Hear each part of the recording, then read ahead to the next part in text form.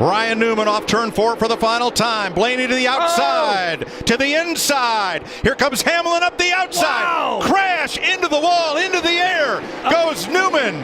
Upside down. In a shower of sparks on his roof, Ryan Newman comes across the line, 4th.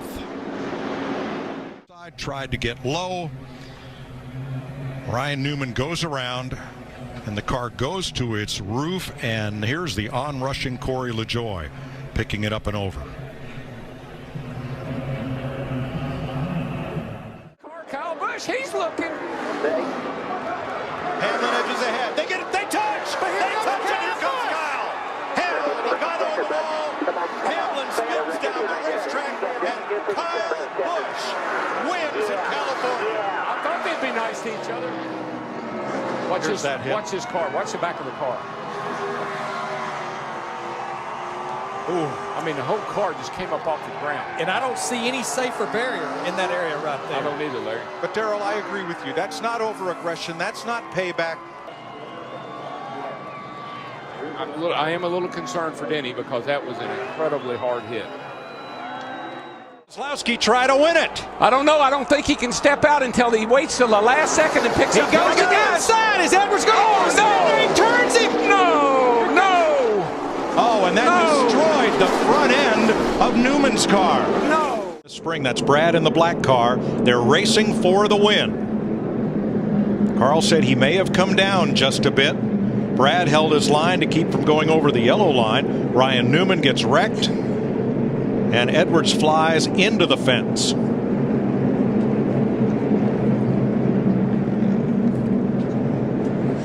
Airborne. Let's watch her here and see what happens. Oh, Kenny Schrader got out of control, got into him. Oh, that's what happened, Mike. His right rear tire came off. Car goes airborne, then when it hits the ground, it digs in and just rips it apart. Let me tell you, the way these cars are inside, he's like he's in a capsule in there. With the safety and protecting the driver in these cars. Look at that thing lift up, Larry. Just takes off like an airplane. That's 3,400 pounds, folks, just lifting up in the air like a feather. And the right rear wheel digs into the dirt and tears the whole rear end loose from the car. Yeah, if the tire hadn't come off of the wheel, it probably wouldn't have turned over like that. But once the tire came off, and it dug in and flipped it. Now, when Schrader's car was heading down pit road, he was basically a passenger. Hard on the inside and Sterling Marlin outside. And Ernie going with Earnhardt down on the inside. That's going to hit. Oh, he tagged trouble. Terrible crash. Front of the field all torn up.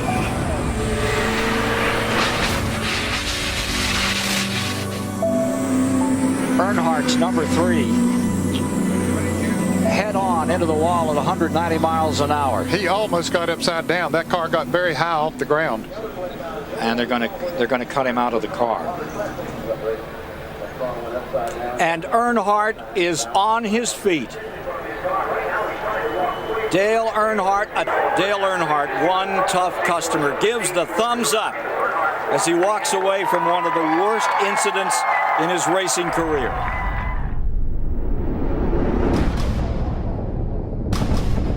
Richard Petty's car goes airborne, end over end. He gets hit again as the car came to rest at the entrance to pit road. Petty's car is really smashed. I heard the announcer just screaming, Richard Petty's flipping. So I'm walking down to the infirmary, and the minister, he come to the door and he said, come on in, Linda, he's okay. And when we walked inside, there was a closed circuit TV, and all I could see on that screen was that car up on the fence. And I thought, they are lying to me. He is dead. Yellow car still in the picture, but Buddy Baker, who has a lot of sentiment among veteran observers, as one of the real threats. Oh, we have a problem. Is blowing the tire.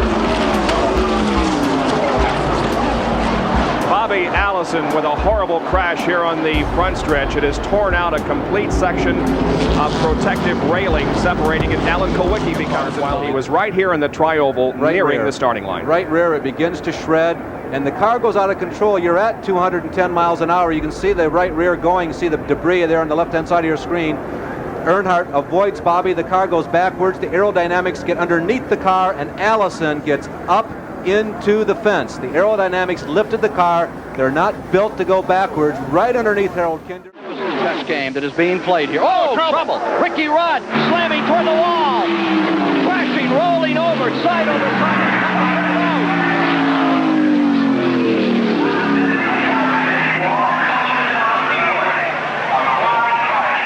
Automobile out of control, side over side several times. He might have touched him, but sometimes because of the compression of the air, here you see Rudd's car turning back the wrong way as it slid. The air got under it, flipped it back the wrong way.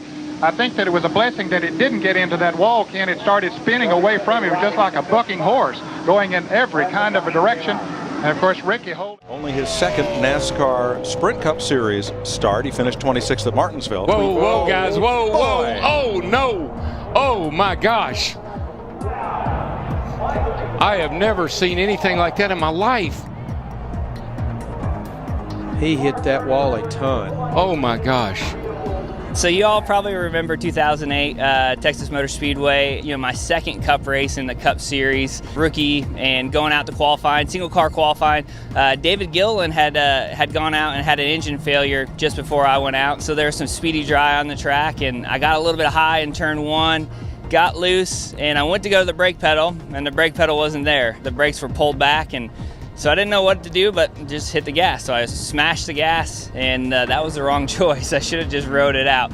The car took a hard right into the wall head on, and then barrel rolled about 13 times. And it's so crazy because it plays in my mind slow motion. I can still play it in my mind slow motion. And I remember when it landed on all fours, and I kind of wiggled my toes and moved around a little bit. I realized that I wasn't hurt and climbed out, but the biggest thing that went through my mind was, oh man, I hope I don't get fired. Your second race in the Cup Series, a rookie, and to have a crash like that. And then when I went into the infield care center and they're checking me out, I finally saw the replay on the TV, and I was like, oh wow, that could have been really bad. And inside the car, you feel it. It felt bad, but watching it outside on the TV, I realized just how fortunate I was to walk away from an accident like that, and very thankful to be here. So this began. Mark had Casey Kane coming up from behind him, racing for the lead. Juan Pablo Montoya and Bobby Labonte were racing right in front of him in turn 4. Yeah, and Mark had caught these cars. You can see Bobby Labonte looks like just loses it, gets loose with that car right up behind him there. But Mark had been there for a while, and you can see Mark spinning now. Not much you can do except hold on and lock the brakes as a driver at this point in time. And right there, yeah, I was lucky the crew members weren't injured there as well. I'm telling you, that was just a crazy accident. Mark's trying to keep it off the wall right here and keep it a little damaged as he possibly can, but just can't get it back out. Wow, you can see all the oil go out from under instantly it ruptured that oil tank. That could have caught fire immediately. Right on the spot, though. And Martin had caught this 47 and 42 and been behind them for about 10 laps, but couldn't get around them because the 47 and 42 had a little fresher tires, but you can see the fire underneath, but the fire on top of things. Oh, trouble! Steve Park is off into the infield. Another car ball over on his lid. It's Parkindale Jr. Junior's running to see his teammate and see if he's okay. Here's another look at it. He was trying to go on the outside of Rusty. Rusty moves up, they make contact, and Junior gets under the one car and just kind of bulldozes the truck in front of him. Don't know what's going on there. Whoa! Oh, look out! We got trouble. This is going to hurt. Uh-oh. Oh, my.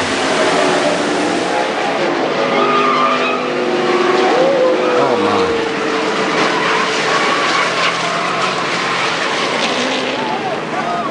Yep. Keep your fingers crossed. And now, under caution, Juan Pablo Montoya has crashed and gone aflame. Holy cow, what happened? We just got a report that he was complaining about a bad vibration in every gear. No, Larry, he just slammed into the jet dryer. I think he slammed into the jet dryer. They're trying to clear debris off the racetrack, and the car brakes, won't steer, and he slides up the track and into the back of that surplus helicopter jet engine on a trailer used to dry the racetrack. Mike, I saw sparks coming out from the car as if it had a tire down or something. What an incredible turn of events. I've never in my life. Oh my gosh. And all that spilled jet fuel found something hot to ignite it. They work their way through 3 and 4. Into the triumph they come. Dale Earnhardt Jr. to the bottom of the track. Jr. will win at Daytona. And the big one happens behind them. Oh my God.